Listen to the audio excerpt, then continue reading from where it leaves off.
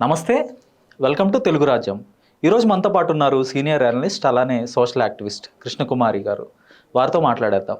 Madam నమస్తే. నమస్తే madam, POCSO చట్టం కింద తీవ్ర నేరారోపణలు ఎదుర్కొంటున్న బండి భగీరథ్కి అనుకూలంగా 14 మంది ఇన్ఫ్లుయెన్సర్లు ఆయనకి పిఆర్ చేశారని, ఆయన పైన ఉన్న ఆ ఇమేజ్ని క్లీన్ చేయడానికి వాళ్ళంతా కంటిన్యూస్గా సోషల్ మీడియాలో వీడియోలు చేయటం, ఇదంతా డబ్బు తీసుకొని వాళ్ళు చేశారని, ఒకవైపు బాధితులనే నిందితులుగా చిత్రీకరించే ప్రయత్నం చేశారని అభియోగాలు వాళ్ళ మీద అయితే మోపడం జరిగింది.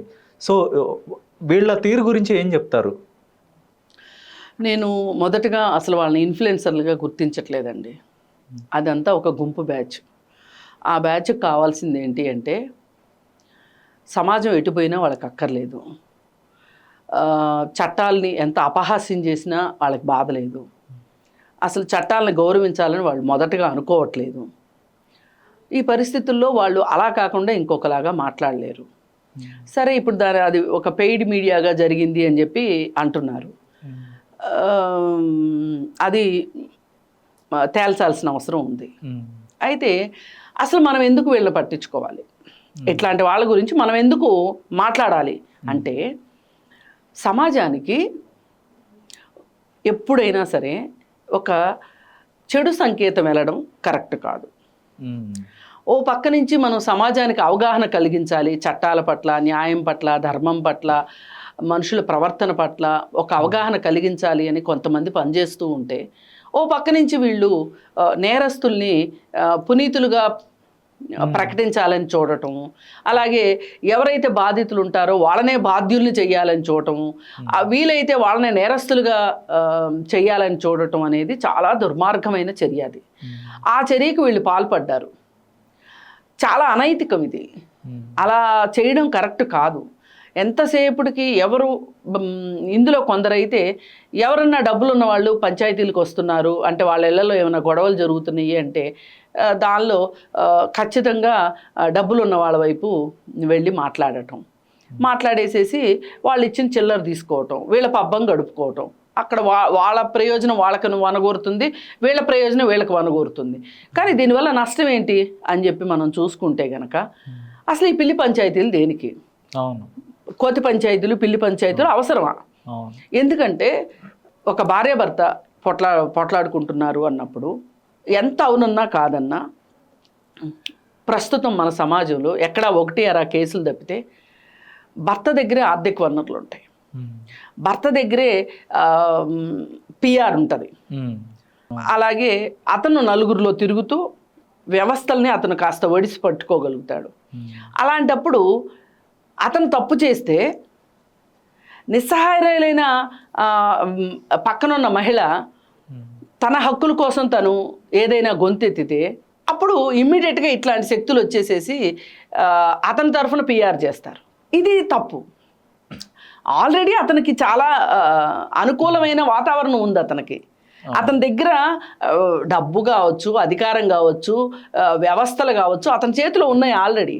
కానీ మనం ఉండాల్సింది ఎవరితోటి? ఈ బాధితురాలైన నిస్సహాయురాలైన మహిళ వైపు మనం ఉండాలి.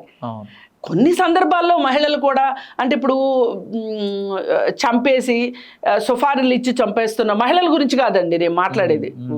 వాళ్ళ తరఫున మాట్లాడాలని నేను అనుకోవట్లేదు, నేను మాట్లాడను కూడా. కానీ ఎవరైతే నిజంగా నిస్సహాయంగా ఉన్న మహిళలు ఎవరైతే ఉంటారో వాళ్ళ తరఫున మనం ఖచ్చితంగా నిలబడాల్సిన అవసరం ఉంది. చట్టాలు కూడా వాళ్ళ తరఫున నిలబడాల్సిన అవసరం ఉంది. చట్టాలు వాళ్ళకి ఇలాంటి బాధితులకు అనుకూలంగా చట్టాలు వచ్చినాయి. ఆ చట్టాలను కూడా పనిచేయనివ్వకోకుండా, వాళ్ళకి ఆ చట్టాలు కూడా ఉపయోగపడకోకుండా వీళ్ళు బ్రషింగ్ చేయటం మొదలెట్టారు. క్లిప్స్ వేసేస్తున్నారు అనమాట. ఇది వేయడం వల్ల ఆ బాధితురాల సంగతి ఏమో కానీ న్యాయానికి క్లిప్లు వేస్తున్నారు మీరు, న్యాయానికి సంఖ్యలు వేస్తున్నారు మీరు. ఇది మంచి పద్ధతి కాదు. ఓ పక్కన బెట్టింగ్ యాప్స్కి ప్రమోషన్ చేసిన వాళ్ళ పక్కన మనమే మాట్లాడతాము. ఓ సినిమా వాళ్ళు ఎవరన్నా పోట్లాడుకుంటున్నా, భార్యాభర్తలు పోట్లాడుకుంటే భర్త వైపు వెళ్ళిపోతాము. లేదు అనుకుంటే ఒక మహిళ బెట్టింగ్ యాప్స్కి ప్రమోషన్ చేసింది, విష్ణుప్రియ అనే ఆమె కూడా ఇన్ఫ్లుయెన్సరేనంట. మన దరిద్రం ఇట్లాంటి వాళ్ళు ఇన్ఫ్లుయెన్సర్లు అయ్యారు. ఎందుకంటే మన దేశంలో ప్రస్తుతం చరిత్రను చదువుకోవటం చాలా నామోషి అయిపోయింది, పేపర్ చదవటం అంతకంటే నామోషి అయిపోయింది. అసలు ఇవాళ ప్రపంచంలో ఏం జరుగుతుంది, అసలు చరిత్రలో మనకు మహానుభావులు ఎవరు ఉన్నారు, వాళ్ళ గురించి మనం తెలుసుకోవాల్సిన అవసరం ఉందా లేదా, అసలు ఇన్ఫ్లుయెన్సర్లు వాళ్ళు కదా. ఇవాళ అసలు చాలా మందికి వివేకానందుడు అంటే తెలియదు. అంటే చరిత్ర చదువుకుంటే తెలుస్తుంది. కానీ ఇప్పుడు వీళ్ళ దృష్టిలో వీళ్ళు ఎలా అయిపోయారంటే, ఇప్పుడు ఈ బెట్టింగ్ యాప్స్కి ప్రమోషన్ చేసే విష్ణుప్రియ ఒక ఇన్ఫ్లుయెన్సరు, లేదు అతను ఎవరినో పెళ్లి చేసుకుంటాను అని చెప్పి 9.5 కోట్లు తీసుకున్న అశూ రెడ్డి ఒక ఇన్ఫ్లుయెన్సర్, ఇవాళ సోషల్ మీడియా ఇన్ఫ్లుయెన్సరు. వీళ్ళు మన కర్మ కొద్దిగా వీళ్ళు ఇన్ఫ్లుయెన్సర్లు అవుతున్నారు. అట్లాగే ఇట్లాంటి వాళ్ళని కాపాడే వాళ్ళు ఇన్ఫ్లుయెన్సర్లు అవుతున్నారు. ఇప్పుడు నిన్న కాక మొన్న విష్ణుప్రియ ఏం చేసింది, ఆ బెట్టింగ్ యాప్స్ ప్రమోషన్ చేసి ఆమె పైన ఎఫ్ఐఆర్ అయితే అది సీరియస్గా దాని మీద యాక్షన్స్ లేకపోయేసరికి నేనేం చేసినా చెల్లుబాటు అవుతుంది అని చెప్పి ఆమె సబ్స్క్రిప్షన్స్ చంపుకోవటం మొదలెట్టింది. దానివల్ల ఎంత దరిద్రం సమాజంలోకి పాకుతుంది. ఆమె గురించి మాట్లాడాలంటే మాట్లాడరు. ఇలా ఇప్పుడు ఆడవాళ్ళు ఏం బట్టలు వేసుకోవాలి ఇవి మాట్లాడతారు. ఇవి కాదు కదా, అసలు చట్టాలు ఏం చెప్తున్నాయి, చట్టాలు ఎంతవరకు సమాజానికి అవసరము, చట్టాల పట్ల అవగాహన కలిగించడం ఎట్లా అనే ఒక ధ్యాస వీళ్ళకి లేదు.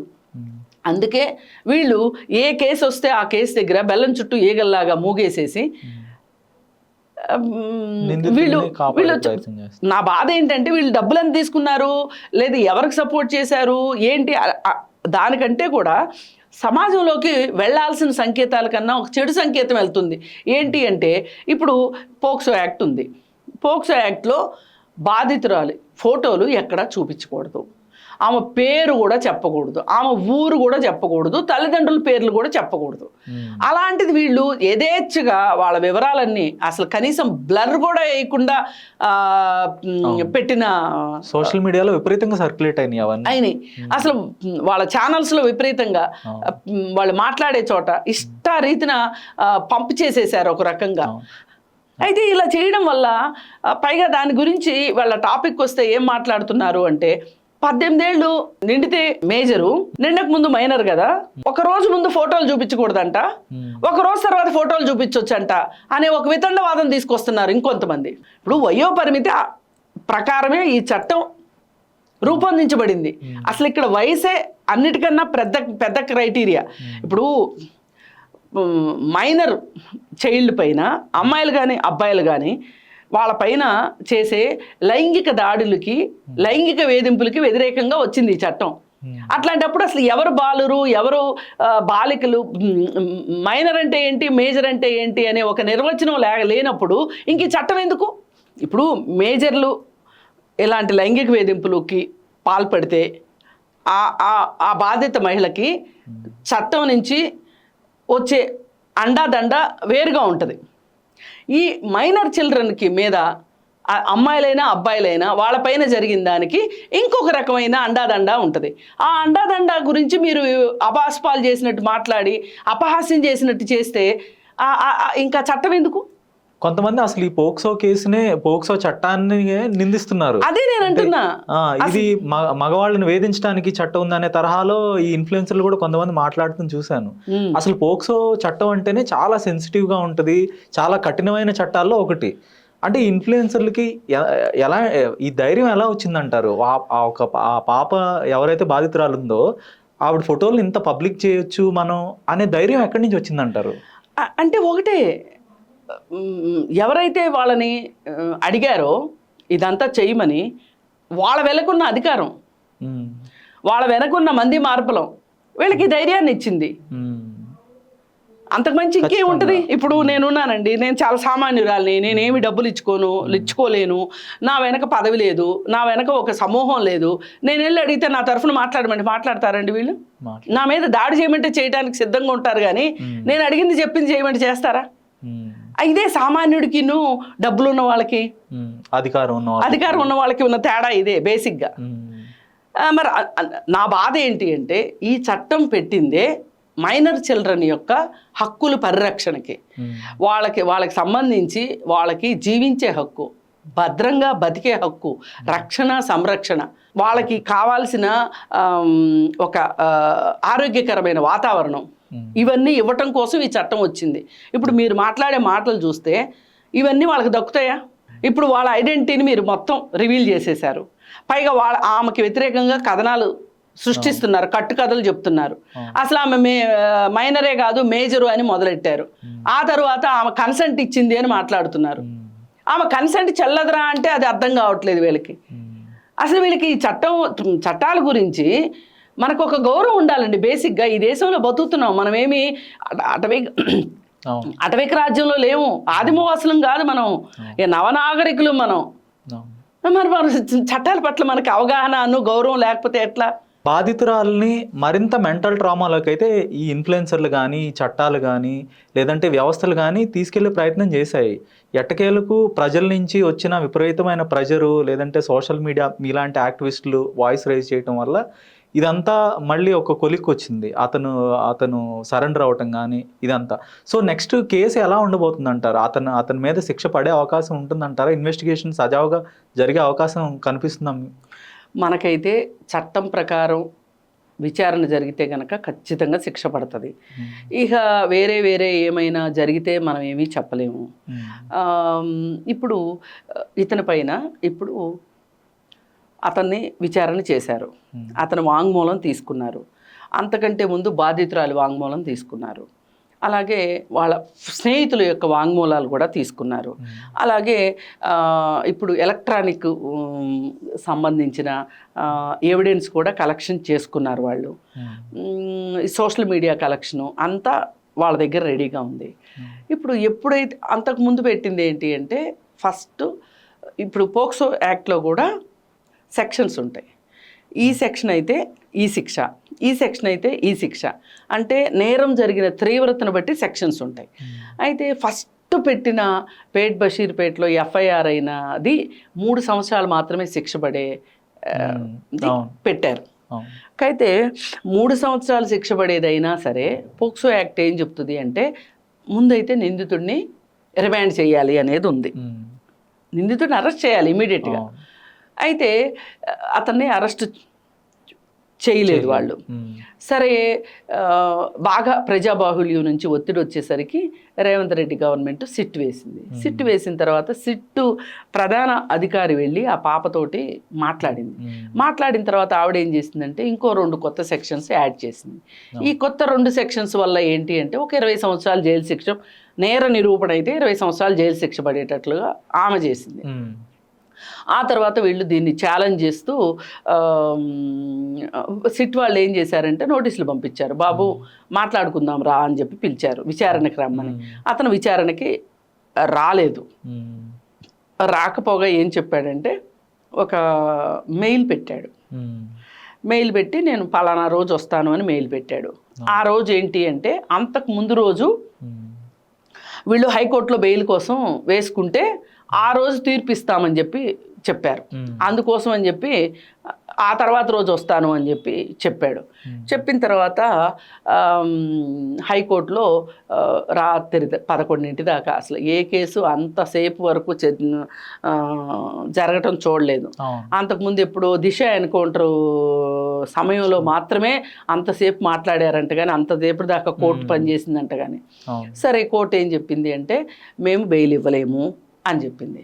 అలాగే మధ్యంతర బెయిల్ ఇమ్మని అడిగారు, అది కూడా ఇవ్వము అని చెప్పారు.